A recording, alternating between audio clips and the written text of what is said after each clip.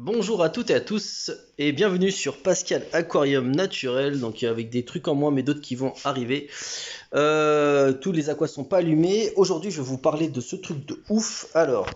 Euh, en gros j'allais faire une blague mais j'ai pas d'idée, je suis tellement fatigué, je suis vraiment navré, hein. Si j'ai des mots qui sont confus, j'en suis navré. Je suis tellement explosé avec l'arrivée de mon petit bébé, mais je tiens quand même à vous partager ce truc parce que j'ai trouvé ça vraiment cool. Alors, si t'as pas beaucoup de sous et que tu souhaites mettre un sable basique dans ton aquarium, je te recommande vraiment ce type de sable que tu peux trouver pour les bacs à sable pour enfants. Alors évidemment, tu feras gaffe à certaines préconisations, notamment donc adaptées aux enfants, exempt de substances nocives et que ça réponde à certaines normes. Sur cette base-là, je t'assure, en fait, c'est l'équivalent d'un sable de Loire. Voilà, donc faut faire gaffe. Alors en aquariophilie, moi je déconseille tout ce qui est sable de type quartz. Parce que en fait c'est du sable si tu veux, qui est concassé et qui a des aspérités.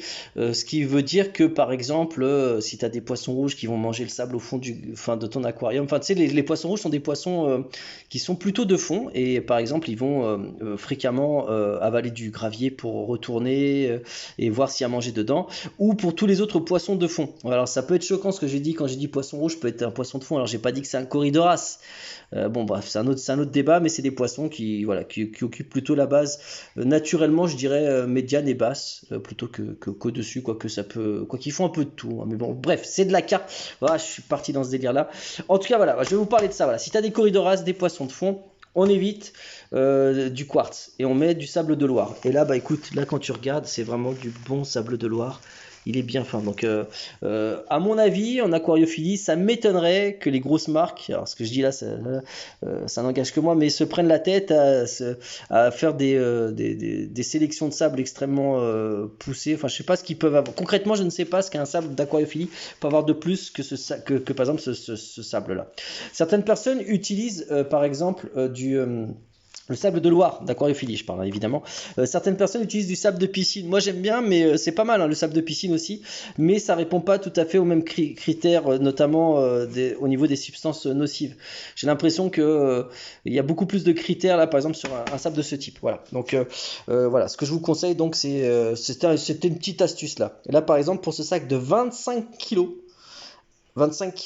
il a coûté 11 balles et quelques. Donc je l'ai mis sur ma publication Instagram, voilà, dans un magasin de bricolage du coin. Voilà, donc je vous recommande, voilà, c'était ma petite astuce si tu as des gros bacs à faire.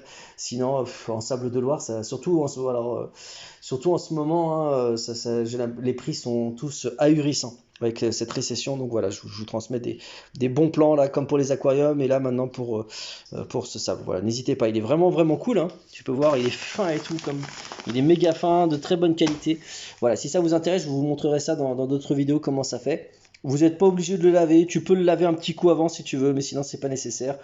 Voilà, donc là, comme je cherchais, voilà. Bref, j'arrête de baragouiner tout ça. Je vous dis à bientôt dans d'autres vidéos. Et n'hésitez pas à vous exprimer en commentaire si ce type de vidéo un petit peu à l'arrache, fatigué, sans préparation, vous conviennent. Voilà, pour transmettre des bons petits plans. Salut!